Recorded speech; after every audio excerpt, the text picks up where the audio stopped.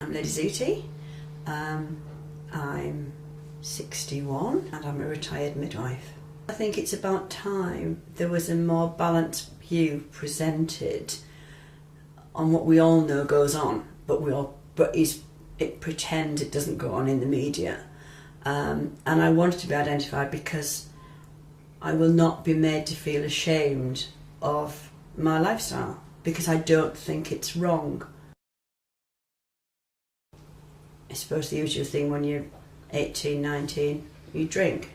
I didn't know anybody who did drugs at that time, and for quite a long time. I've never been a great drinker because it makes me quite ill on ridiculously small amounts, so it's really not worth it. But when I first came across drug use, I was actually quite offended by it. I went to a party and I really thought it was my duty to go and report them all to the police, which I didn't do. I'd grown up believing that any form of drug use was bad and it's illegal. And I hadn't learnt then yet to question the validity of simply using the term illegal. You know, just because it's illegal doesn't mean to say it's morally wrong. And to learn to use the choice of moral versus legality. I was married in 66 and had 4 children by 74. And, you know, that's how you got through your days when the kids didn't sleep and your husband didn't help and things were difficult. You just went to the doctor and said I was stressed, and there you go, Valium. That generation, most of my friends, we were on Valium, prescribed Valium, because we were all stressed out, and that was the way that it was dealt with.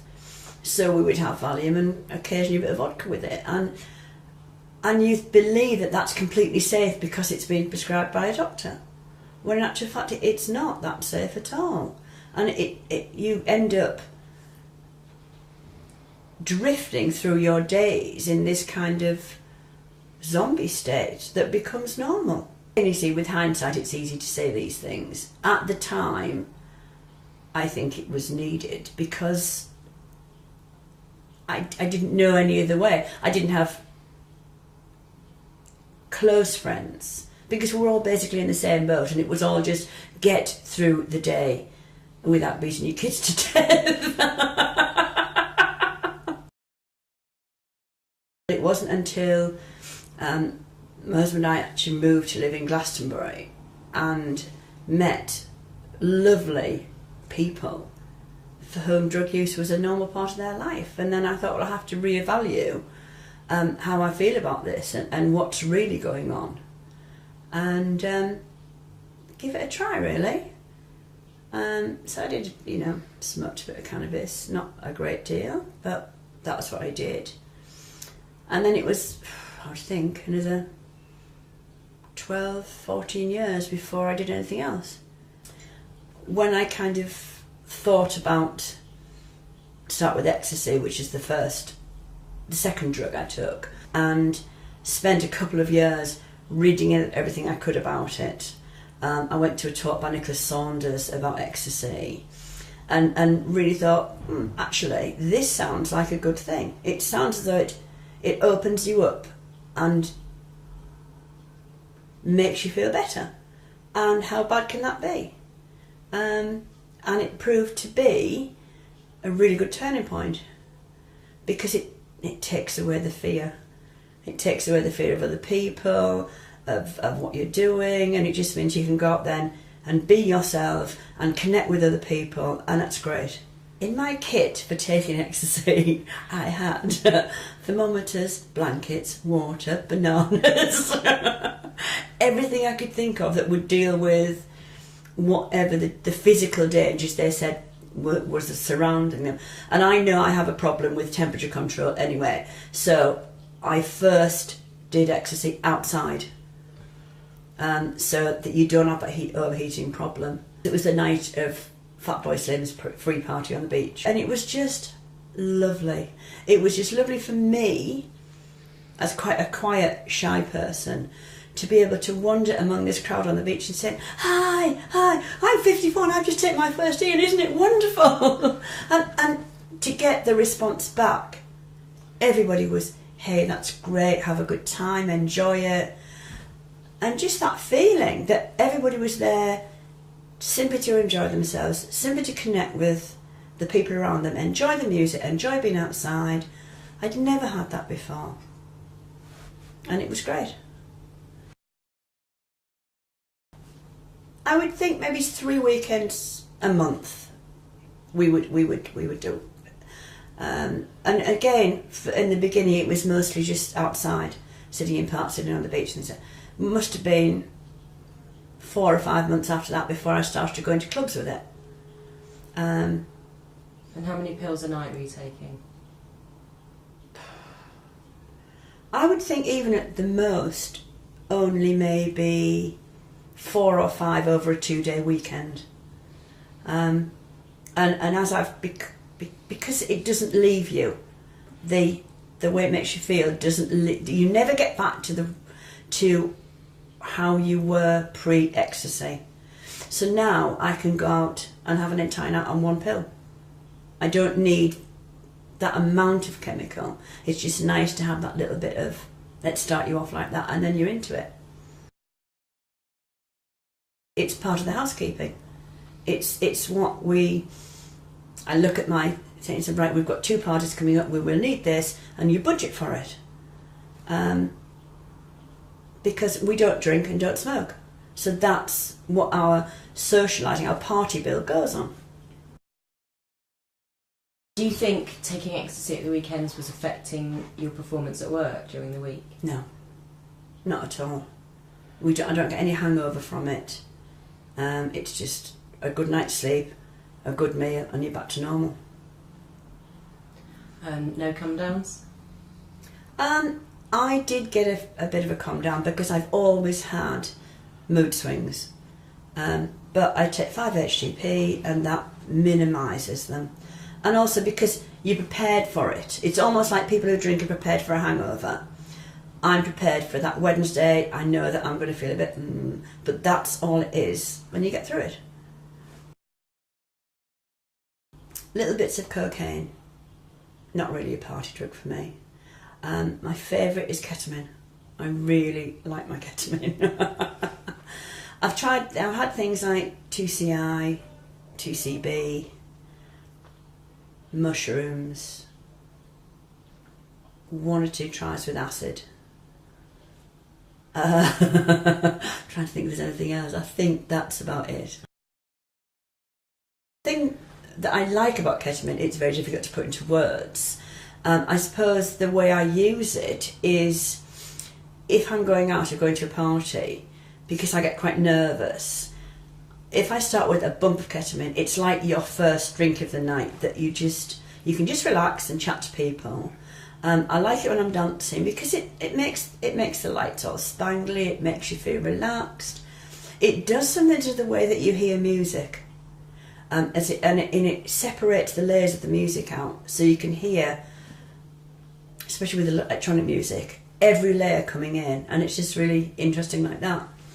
And then as you progress during the night, you just get fuzzier and fuzzier. I just like that fuzzy, kind of silly, kind of out of your mind kind of thing feel at a decent level, but you can still function. You can still walk about, you can still talk to people, you can still do what you need to do. And then other ways I take it in a home setting is to take a lot of it and listen to classical music, and that is another beautiful, beautiful experience, but a totally different one. So you get 2 different sides to the one drug. I used to think I took quite a lot till I've talked to other people, and I don't. I don't know. Kind of a party weekend, which would start kind of Saturday evening, go on till like Sunday night. 1 gram, maybe 1.5 grams. Again, it depends on whether there's parties going on. I don't go out dancing as much as I used to. if there's not a party, then I tend not to take it. But sometimes we've had a run where we'll have like 3 weekends on the trot, and I'll use it then, and then might not touch it again for another month because we're not going out. Do you worry about the effect it's having on you, any negative effects it's having? Not really, because it's a very safe drug. It's used medically. It's just dissociative anaesthetic, and if I'm sort of aware of how that works. I mean, I don't know. I think the biggest danger is probably is you like fall over. I'm not really aware, and I've looked at the research of any long-term effects. Where you are and how you feel affects how the drugs affect you. And well, for me anyway, it's no good me taking a drug because everybody else is taking it, or if I'm not in the right mindset to do it, because that's when you get a bad experience. And it's not the drug, it's the fact that it was wrong for you to do it that time and in that place. If you're taking something for the first time, take it with friends who have taken it, who are prepared to stay sober to look after you.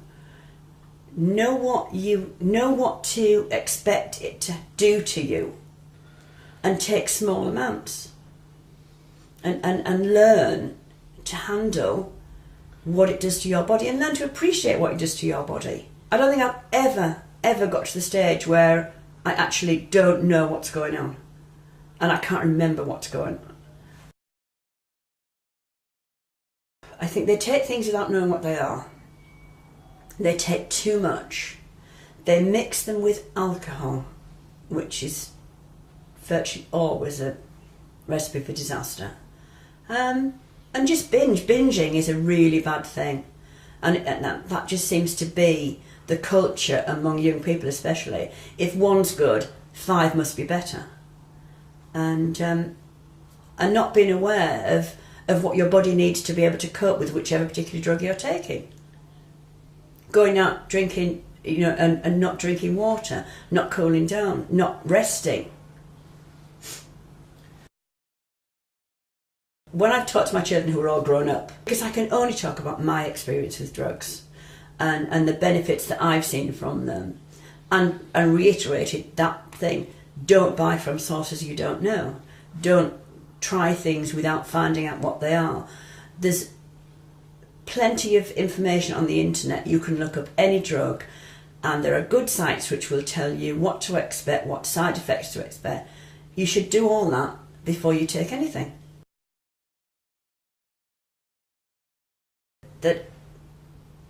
I think that lots of drugs are quite beneficial, but they're not for children. They're not for young people. You need to get your head together and do your growing and find out who you are in life before you start messing. And I really think that is a problem, that you've got 15, 16-year-olds taking stuff that I really would not think is a good idea, even though it's good for adults. And I won't lie to them, that's the other thing. I refuse to tell them lies, because once you start to lie to them, they're never going to believe anything you say. Do you see yourself as a criminal? No. No. Why not? Because you are a criminal.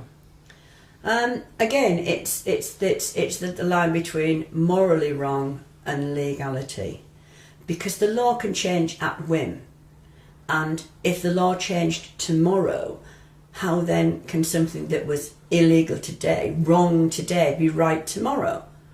So I go by what my conscience tells me is right and wrong.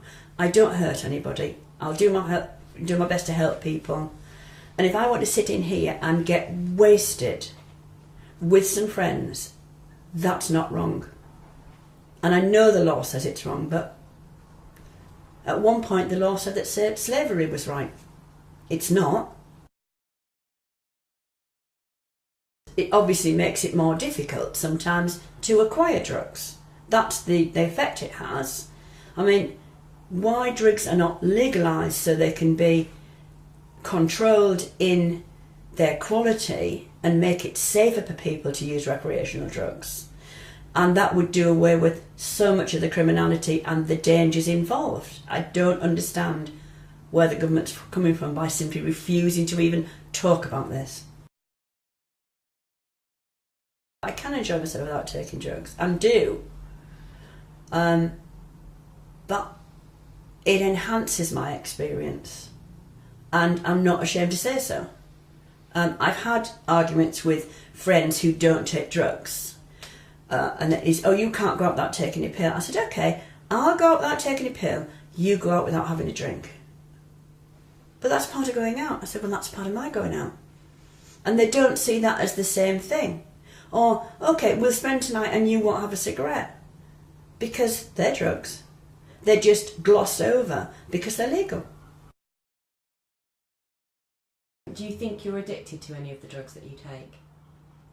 No, because there have been times when I've thought, actually, can I do this without, say, taking a pill? Can I go out and dance without taking a pill? So I've gone out and danced for an hour or so without taking a pill. And I thought, okay, I can do this now. I'm not enjoying it as much as I would, so I will go and take. But I can do it. And it doesn't bother me if we go for weeks and don't go out, and so I'm not taking anything. So, yeah, I don't think I'm addicted, really. I like it a lot, but I'm not addicted. It's a historical circumstance, isn't it? That's all it is. And purely arbitrary as to, you know, the government at the time or what's political at the time. And again, I just don't think it has anything to do with the right or wrong of it. It's just the way it is. I suppose something that came up this weekend when we had a house full of friends and we're sitting round and playing, I don't know, blowing fluff around the floor or making beaded necklaces, and we look around and we think, this is what we all do. We're all on copious amounts of various drugs. The Daily Mail think we're out in a gutter lying somewhere or beating up old ladies for our drug money. And this is the reality of it. It's a group of friends having fun together, not hurting anybody. And that makes me angry that that side isn't shown. There are some drugs I won't touch at all. G's the main one, because I've seen too many people being too ill, like, you know, passed out. I've seen people vomiting blood, and when you ask them what they take it for, oh, it's a bit like ecstasy. And I think, well, if it's a bit like ecstasy, take ecstasy, which is 1,000 times safer, and don't risk that. I wouldn't particularly take heroin because I don't want to go down. I don't want a drug that closes me down and shuts me off from the world. I want drugs that open me up to new experiences and to be able to explore what's going on in my head. I've taken cocaine at parties and stuff like that. I don't get a buzz from cocaine. I know that some people do. I don't. It's very useful if you're flagging a bit. Take a bit of cocaine and you're suddenly quite awake again. Without being speedy, you're quite awake again. And so I tend to use it more as a workhorse thing if I've got a job to do, because I do a lot of costume making and stuff, and suddenly realise I've got 2 days to do it in. A little bit of cocaine gives me an extra 4 hours working time, and that's what I use it for, but it is very seldom, really. I can see why people, there's something seductive about it, that if it's there you want to take more of it, which is why it's dangerous. I just know that it's one of the few drugs that if I've got it in the house, I'll sit and think, shall I have a cup of tea or shall I have a bit of cocaine? And that's not good. The other thing I don't do is speed, although I quite like the idea of buzzing around like a maniac. Blood pressure problems, don't do speed, just in case.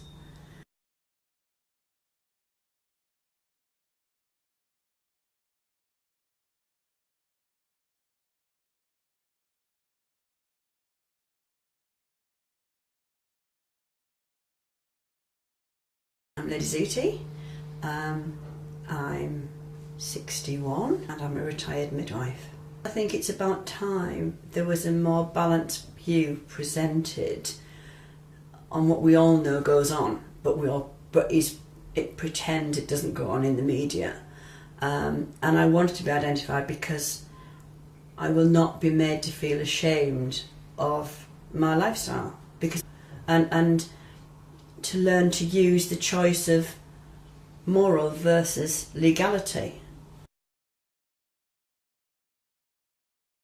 I was married in 66 and had 4 children by 74. And, you know, that's how you got through your days when the kids didn't sleep and your husband didn't help and things were difficult.